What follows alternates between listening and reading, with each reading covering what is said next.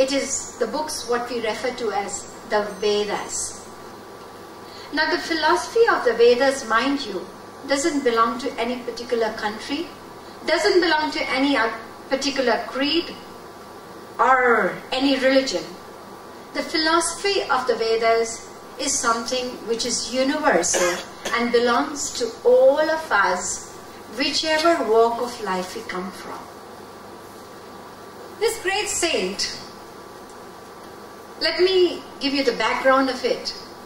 When he had two wives, Maitreyi and Katyayani, and one day he decided to leave home, and before doing so, what he did was he divided all his wealth between his two wives. One of the wives is quite satisfied. He's done a good share. He's been equal to both of us. But the other wife, she said, look, I do not want what you are giving me. I do not want this share of wealth. I want a share in that wealth that you are going out in search of. You are leaving one wealth to search for something higher. Being a wife, I want a share in that. And this is when this great saint revealed the truth I'm going to quote to you. Nama are patyuk kamaya patik priyo bhavatyatmanastu kamaya patik priyo bhavati. Nama are jayayai kamaya jaya priya bhavatyatmanastu kamaya jaya priya bhavati. Nama are putrasya kamaya putram priyam bhavantyatmanastu kamaya putrah priya bhavanti. Nama are sarvasya kamaya sarvam priyam bhavati tatmanastu kamaya sarvam priyam bhavati. Atma vare drashtavyo shrotavyo mantavyo nididhyasitavyo Maitreyi.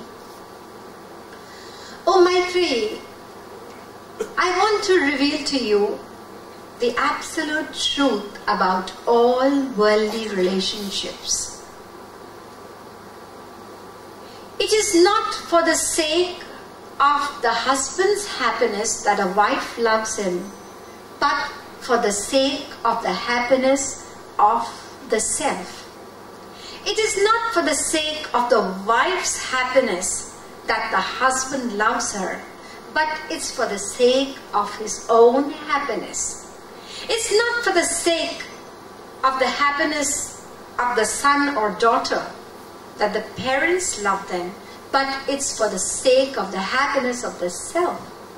It's not for the sake of wealth that we love wealth. We love wealth because it is for the happiness of our own self, and this particular law applies to each and every person, each and everything that we love. We are all self-interested. Whomsoever we love, whatsoever we love, it is ultimately for the sake of our own happiness. Now you have immediately something on your mind. How can you possibly say that? What do you say to the fact? You know, last time my husband was very, very sick, and I sat up all night for 7 days looking after him. Throughout the night, I wiped his brow, I fanned him, I checked his temperature. How can you say that is not love? To stay awake for 7 nights. Well, that will be accepted as love when you are also very sick in the same way. The first night, your husband goes out to the pub, comes home late and snores away. Second night, you're still sick. He goes out to play bingo, comes home late, again snores himself for the last few hours that he sleeps. The third night happens to be Valentine's Day, and he's out for a party. And you're tossing and turning in bed, restless and pain. The pain of your mind, your heart is more than your body today. It's Valentine's Day, and he's not at home. And you're wondering, it's 1 o'clock, 2 o'clock, and 3 o'clock. You leave your bed and you're pacing up and down in your balcony, if you're fortunate to have one in Hong Kong. And you're looking out, and suddenly you see a car coming into the patio.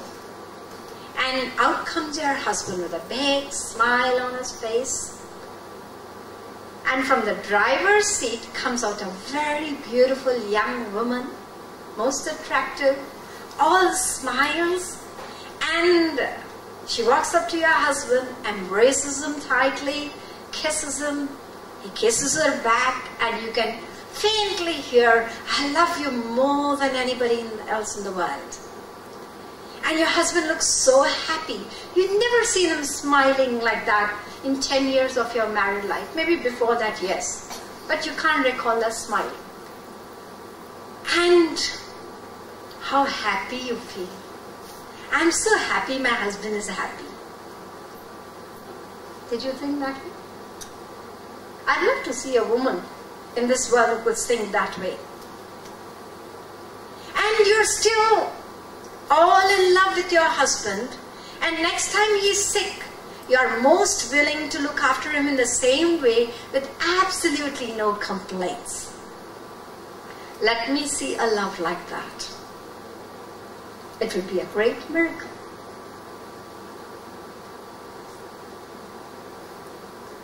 So whatever love there is in the world, we may not be aware of it. From our part, we feel, "I love you for your sake." We say it.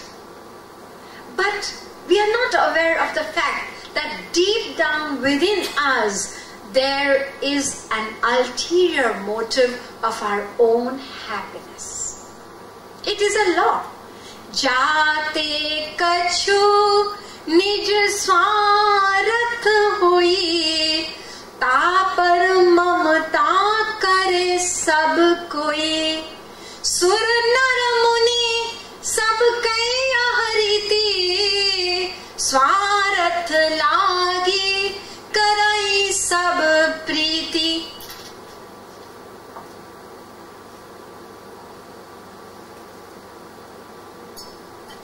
Mind you, this is a law which not many of us know about, because we all crave for love. We all dream about love, and we want a perfect, pure, utopian kind of love in this world.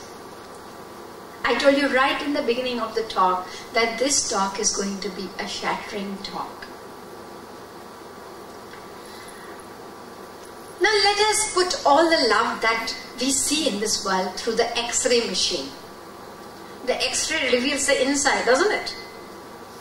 So let's put love through the X-ray machine and find out. In this material world, we have basically two kinds of love. One can be labeled as animal love, and the second is conditional love. We also have a third category of love, mind you. This is the true love, the pure love, the perfect love that our higher self is seeking. Has been seeking for innumerable lives. That's what we are searching for. It's called selfless love, unselfish love, where there is no bartering, no exchange, no conditions. But we are going to first discuss the first two categories before we come to the third, because it's very important to understand these two, then only we will rise up to the third.